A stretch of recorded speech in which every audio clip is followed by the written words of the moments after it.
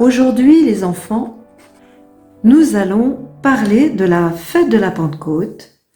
Vous vous souvenez, la dernière fois, nous avions parlé de l'ascension de notre Seigneur Jésus-Christ, qui bénit ses disciples avant de s'en aller au ciel et qui leur demande de se préparer à recevoir l'Esprit Saint. Alors je dessine Jésus qui monte au ciel. Et ses disciples qui le regardent. Et vous vous souvenez, un ange leur avait dit « Galiléens, pourquoi restez-vous là à regarder le ciel ?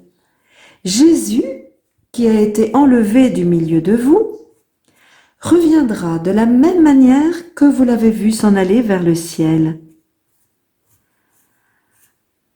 Et les disciples sont tout remplis de joie et ils vont faire ce que Jésus leur dit. Ils vont partir à Jérusalem dans une chambre haute où ils vont prier en attendant celui que Jésus leur a promis, que l'on appelle aussi le Paraclet. En attendant, Jésus ne les laisse pas orphelins, il va leur envoyer l'Esprit Saint et il prie. Il a rejoint son Père et il prie. Il est avec les anges et son Père et lui s'émerveillent de ce qu'ils ont déjà fait pour sauver les hommes et de ce que les hommes ont cru à sa parole. Béni soit le Seigneur. Seigneur, mon Dieu, tu es si grand. Quelle profusion sont tes œuvres, Seigneur. La terre s'emplit de tes biens. Gloire au Seigneur à tout jamais. Que Dieu se réjouisse en ses œuvres. Que mon poème lui soit agréable. Moi, je me réjouis dans le Seigneur. Cette belle prière, elle est faite par quelqu'un qui est rempli de l'Esprit Saint, probablement David, qui écrit les poèmes. Mais il ne nous laisse pas tout seuls. Il va nous envoyer quelqu'un.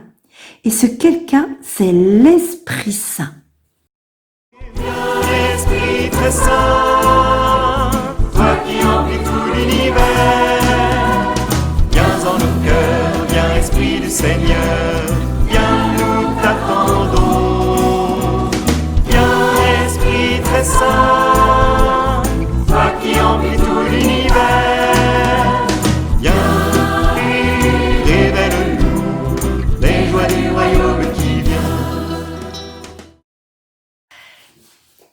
Quand arriva la Pentecôte, le 50e jour après Pâques, ils se trouvaient réunis tous ensemble. Soudain, il vint du ciel un bruit pareil à celui d'un violent coup de vent. Toute la maison où ils se tenaient en fut remplie. Ils virent apparaître comme une sorte de feu qui se partageait en langues et qui se posa sur la tête de chacun d'eux.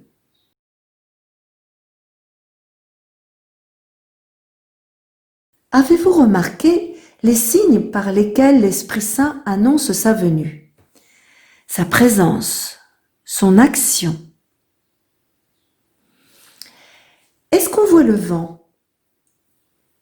Comment sait-on qu'il est là?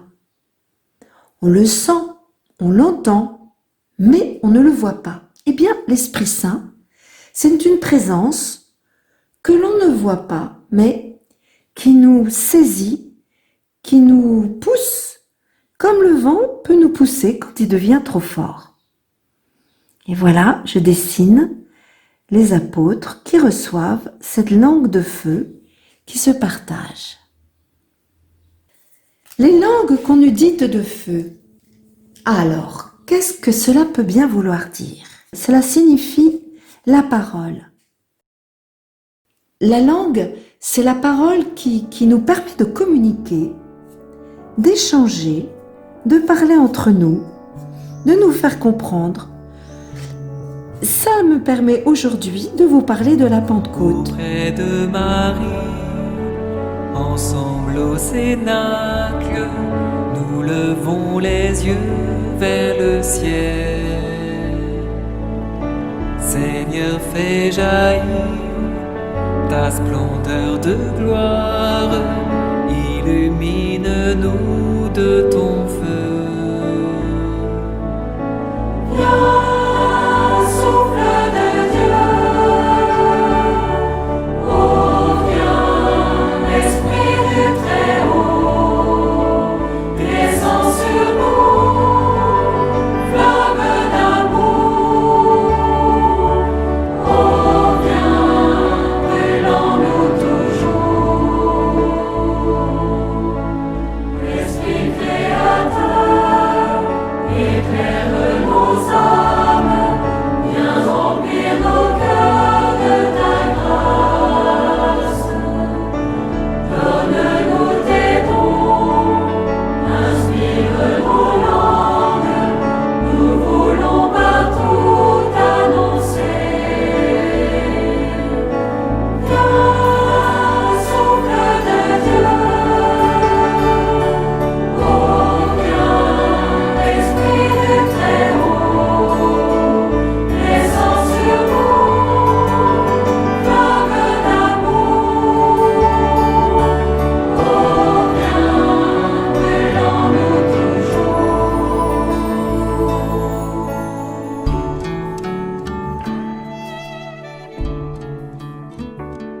Voici Marie. Marie est là. Elle prie avec eux. Marie est à la naissance, elle est présente à la naissance de l'Église. Elle reçoit elle aussi l'Esprit Saint, l'Esprit l'amour de son Fils. Elle s'émerveille et elle prie avec les apôtres. Elle est présente, c'est la naissance de l'Église. Flamme d'amour,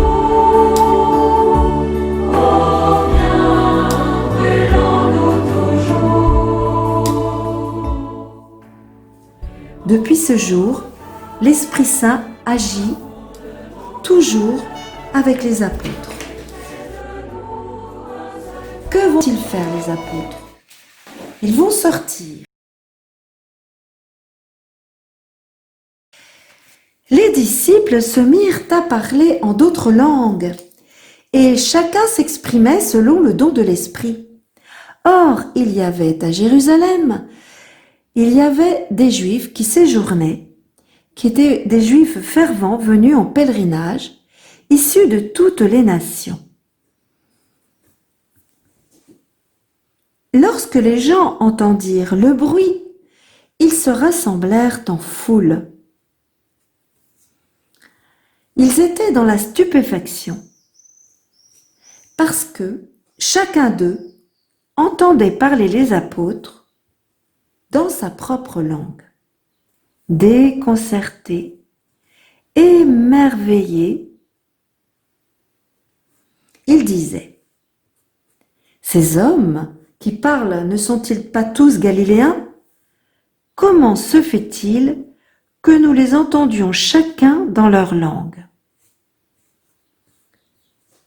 Dans sa propre langue maternelle, ils annoncent les merveilles de Dieu. Voici les disciples qui sortent de la maison, remplis de l'Esprit Saint, le cœur brûlant de cet amour que ces flammes ont déposé dans leur cœur, les flammes de l'Esprit Saint. Ils s'avancent, tous ces pèlerins, ces Juifs qui viennent de tout le bassin méditerranéen et qui parlent évidemment toutes les langues du pays duquel ils viennent. Ils se posent, ils sont émerveillés. Voilà. Alors, l'Esprit Saint les a rassemblés. L'Église veut dire rassembler. Alors, aujourd'hui, les enfants, quand nous allons à la messe, nous prions, nous aussi, rassemblés par l'Esprit Saint.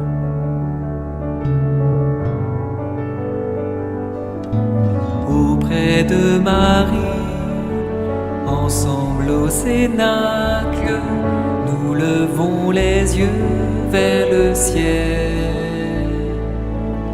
Seigneur, fais jaillir ta splendeur de gloire, illumine-nous de ton